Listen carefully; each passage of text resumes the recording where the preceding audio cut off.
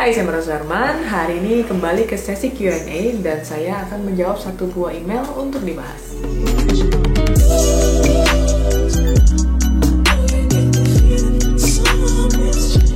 Makasih banget buat teman-teman yang udah kirim email ke martasuherman@gmail.com. Hari ini saya akan memilih satu buah email untuk dibahas.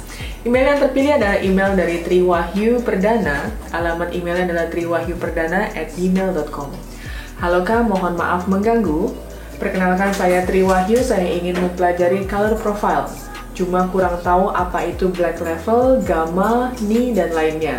Akibatnya, suatu saya mencoba pada ruangan kurang cahaya, hasilnya timbul noise, walaupun menggunakan ISO rendah. Itu kenapa ya? Dan gimana cara setting menggunakan color profile? Terima kasih. Nah, mungkin teman-teman ada yang bingung dengan penamaan color profile, picture style ya. Nah, ini sebenarnya ada sedikit perbedaan di setiap brand kamera. Jadi kalau teman-teman tahu nih, kalau diperhatikan, di kamera Sony itu biasanya menyebut dengan color profile, dan di kamera Nikon biasanya disebut dengan picture control, dan juga di kamera Canon biasanya disebut dengan picture style. Nah, di video ini saya akan coba bahas satu persatu apa sih bedanya nih. Setiap brand kamera itu pasti punya warna yang berbeda-beda.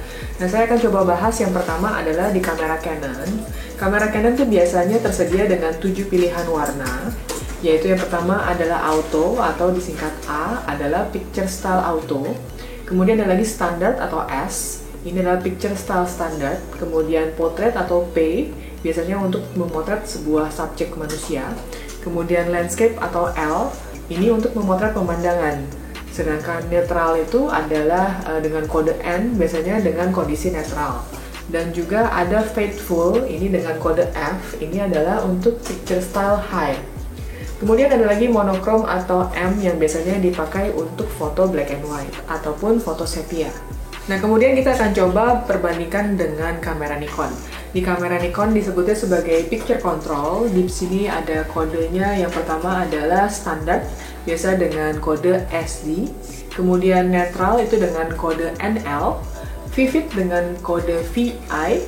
Kemudian monochrome biasa dengan MC. Dan portrait dengan singkatan PT. Dan juga landscape dengan singkatan LS. Dari 5 parameter tersebut, ini biasanya disesuaikan dengan kebutuhannya kita nih.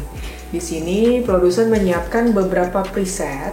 Jadi yang pertama adalah standar, di mana foto dengan ketajaman dan kontras yang sudah dinaikkan merupakan style default dari kamera tersebut.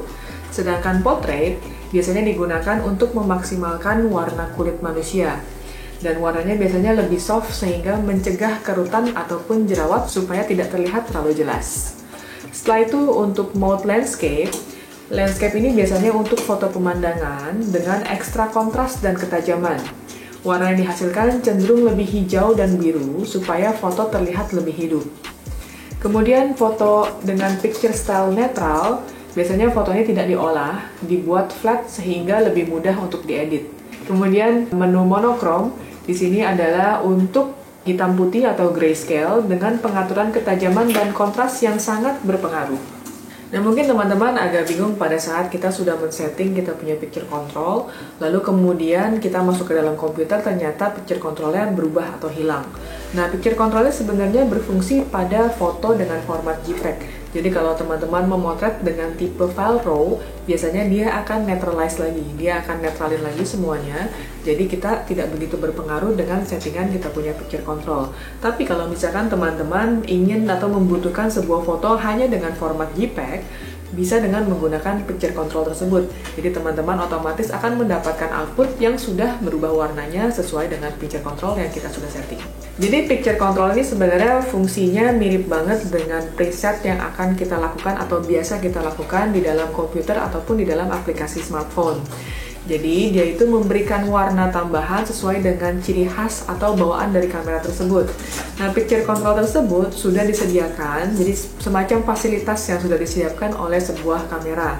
Nah, di sini pada saat kita melakukan pemotretan, dia akan otomatis sudah menyesuaikan atau sudah di-adjust sesuai dengan picture control tersebut. Jadi teman-teman tidak perlu melakukan post-processing lagi setelah pemotretan, karena dia sudah otomatis menyesuaikan dengan settingan yang kita inginkan. Jadi mungkin teman-teman penasaran kalau misalkan kita ingin membuat sebuah picture style, apa sih yang bisa di-adjust di dalam sebuah kamera? Apakah hanya sebatas warna saja? Ternyata tidak. Di dalam sebuah kamera kita bisa melakukan adjustment. Adjustment itu bisa pada sharpening atau ketajaman. Di sini semacam manipulasi digital untuk membuat foto nampak lebih tajam. Kemudian juga kita bisa meningkatkan kontras dan juga kita bisa menambahkan saturasi, brightness dan juga hue. Jadi di sini kalau teman-teman ingin membuat sebuah picture control sendiri yang ciri khas kita sendiri, teman-teman bisa menambahkan atau mengurangi di beberapa parameter tersebut. Nah, saya coba ambil kamera Nikon C7 saya ini. Saya coba cek. Jadi biasanya di setiap kamera itu ada sedikit perbedaan picture control. Jadi biasanya teman-teman harus pastikan juga di kameranya, karena mungkin semakin kesini yang teknologinya semakin baru, itu pasti picture controlnya variannya lebih banyak. Di sini selain dari yang tadi saya sebutkan, di sini juga ada beberapa menu tambahan dan biasa saya juga pakai picture style yang satu ini yang namanya flat atau singkatannya FL ya. Dan di sini ada tambahan lain. Yang pertama adalah ada dream. Ini ada kodenya 01, kemudian morning 02, pop 03, Sunday 04, kemudian ada somber 05, dramatic, silence, bleach, melancholic, pure, dan masih banyak lagi nih. Jadi buat teman-teman yang mungkin kameranya pilihannya nggak sebanyak ini, nah teman-teman sebenarnya bisa menambahkan. Jadi bisa menambahkan picture control sesuai yang kita inginkan. Nah caranya gimana? Kita coba masuk ke dalam menu photo shooting menu, atau mungkin di kamera teman-teman kalau tipenya berbeda, kadang-kadang pilihan menunya agak sedikit berbeda. Yang pasti dia ada di photo shooting menu. Nah di sini teman-teman bisa pilih manage picture control. Kemudian teman-teman klik ke kanan. Di sini ada pilihan load dan save. Nah caranya gimana? Di sini ada pilihan lagi namanya copy to camera. Artinya adalah kita harus membuat preset tersebut di dalam komputer, kemudian kita save ke dalam memori. Di memori itu kita masukkan ke dalam kamera, dan kemudian kita tinggal copy ke dalam kamera tersebut. Jadi teman-teman, caranya gampang banget, teman-teman tinggal copy aja, nanti dia akan otomatis masuk ke dalam kamera kita.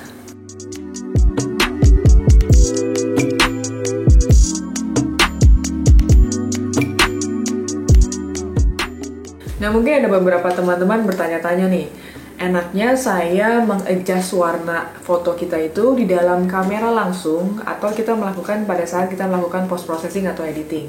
Ini kembali ke kebiasaan fotografer masing-masing, karena setiap fotografer itu pasti punya kebutuhan yang berbeda-beda. Ada fotografer yang memang hari ini jepret, kemudian 5 menit kemudian sudah harus transfer atau kirim file tersebut. Nah, buat kondisi seperti itu memang disarankan dengan menggunakan color style atau color picture seperti yang tadi saya sebutkan. Jadi teman-teman tinggal setting di dalam kamera kita atau kita tambah beberapa menu yang sifatnya seperti preset tapi sudah disimpan di dalam kamera. Jadi teman-teman pada saat motret sudah otomatis mendapatkan file yang kita inginkan. Tapi ada juga beberapa teman-teman yang mungkin memang kebutuhannya adalah membutuhkan proses editing yang lebih panjang. Jadi setelah kita melakukan pemotretan, kita pulang ke rumah, kemudian kita melakukan editing, ya. Habis itu baru kita setorkan filenya. Nah ini kebutuhan yang berbeda-beda, makanya setiap fotografer itu pasti memiliki kebiasaan yang berbeda-beda juga. Jadi dua-duanya ini sah-sah aja kalau misalkan teman-teman ingin langsung dari kamera keluar file JPEG-nya otomatis seperti itu. Atau ada juga teman-teman yang pengen pulang pakai file RAW-nya di editing dulu kemudian dikonversi lagi ke dalam file JPEG. Jadi tidak ada yang salah, tidak ada yang benar. Ini kembali ke kebutuhan masing-masing. Nah, pembahasan hari ini sudah selesai. Jadi buat teman-teman yang mungkin ada pertanyaan atau ada foto yang ingin dibedah, silahkan di email ke matasuherman@gmail.com. Mudah-mudahan di video saya berikutnya email kamu yang dibahas. Dan jangan lupa like, comment, subscribe, dan juga share. Thank you for watching.